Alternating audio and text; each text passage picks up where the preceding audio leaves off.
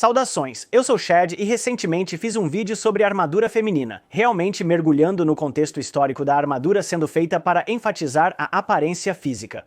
E como vimos naquele vídeo, isso de fato ocorreu na história. E quanto ao porquê, como e onde, bem, por favor assista aquele vídeo.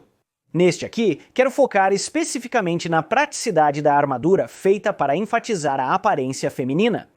Agora, outra coisa que percebemos naquele vídeo é que a principal diferença que veríamos em armaduras funcionais históricas é a ênfase na área do peito, basicamente a placa do peito.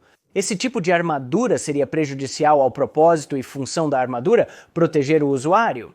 Primeiro, é necessário distinguir de qual tipo de placa do peito estamos falando. Como mencionei no vídeo anterior, provavelmente farei referência a ele ocasionalmente porque estão interligados. A armadura histórica geralmente tinha uma saliência frontal para ajudar a desviar os golpes. Se um golpe acertasse, ele desviaria e ricochetearia. Como mencionamos no vídeo anterior, uma das maneiras mais simples de enfatizar a forma feminina é elevar a saliência sobre a área do peito para realçar o busto feminino. Isso daria à armadura uma aparência mais feminina, e precisa ser ressaltado que isso não teria efeitos prejudiciais, pois a saliência é uniforme em toda a área. Não há formas individuais de seios, mas ainda assim enfatiza uma aparência feminina e isso é absolutamente prático, sem efeitos prejudiciais. Então esse tipo está bom. Mas e a armadura que realmente tem duas formas de seios feitas na própria placa de peito, o que dá um significado mais direto para a placa de peito, não é mesmo?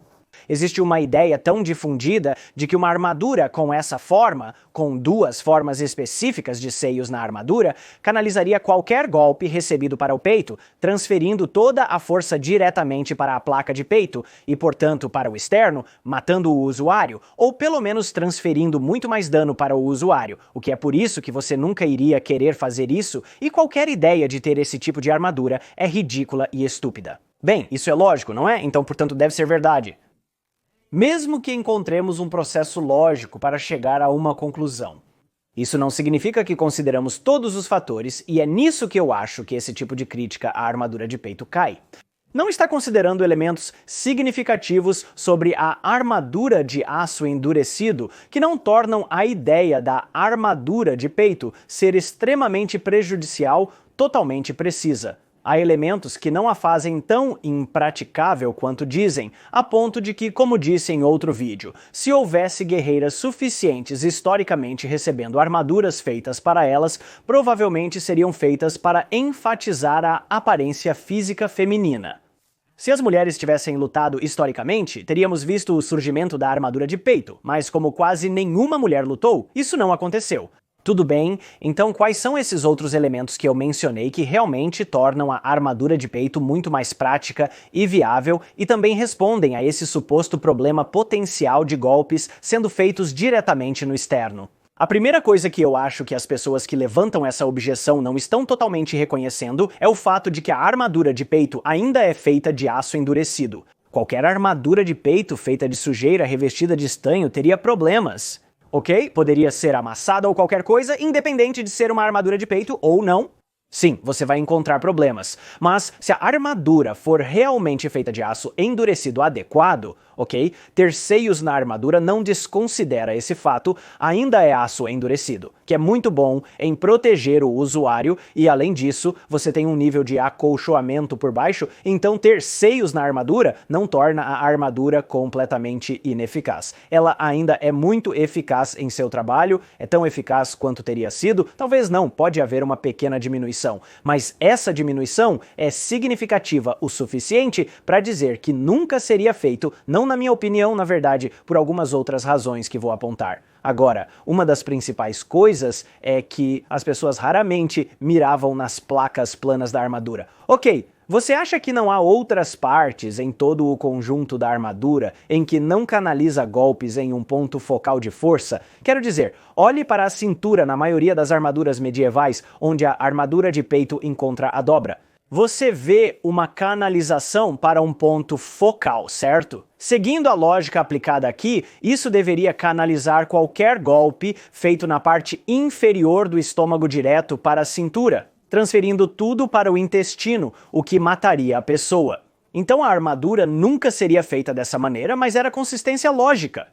Portanto, essa não é uma característica tão prejudicial que anularia a fabricação desta placa completamente e, na verdade, a cavidade entre os seios na placa do seio seria mais forte do que a cavidade entre a junta da armadura do peito e a dobra, porque muitas vezes havia uma armadura nessa lacuna real, porque muitas vezes esse ponto focal que o golpe seria canalizado na cintura é feito de duas partes blindadas ou metal sobreposto, e então há uma chance de que esse golpe que poderia ser canalizado para essa seção poderia realmente escorregar por baixo ou entre as placas e ir direto para o intestino, enquanto na placa do seio ainda é uma placa sólida e lisa, sem lacunas ou metal sobreposto. Então a placa do seio seria realmente mais protetora do que a junta entre a armadura do peito e a dobra. Mesmo que este design seja ligeiramente menos eficaz do que a armadura que tem apenas uma cúpula uniforme, temos que lembrar que há casos em que a armadura foi feita para enfatizar certas aparências físicas que a tornariam menos eficaz. Bem, o exemplo clássico é a armadura do pênis, como todos estão meio que se referindo.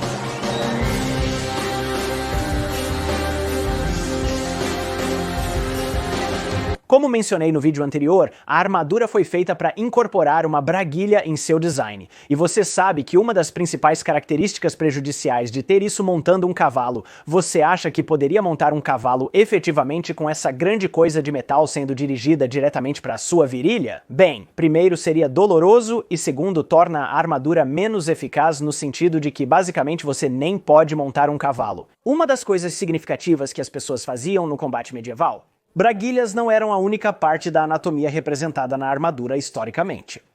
Sabe, se você voltar o suficiente, verá a couraça muscular grega, onde, tecnicamente, seios masculinos, eu chamo de peitorais. Certo, peitorais e tanquinhos eram incorporados à própria couraça, novamente para enfatizar a aparência física.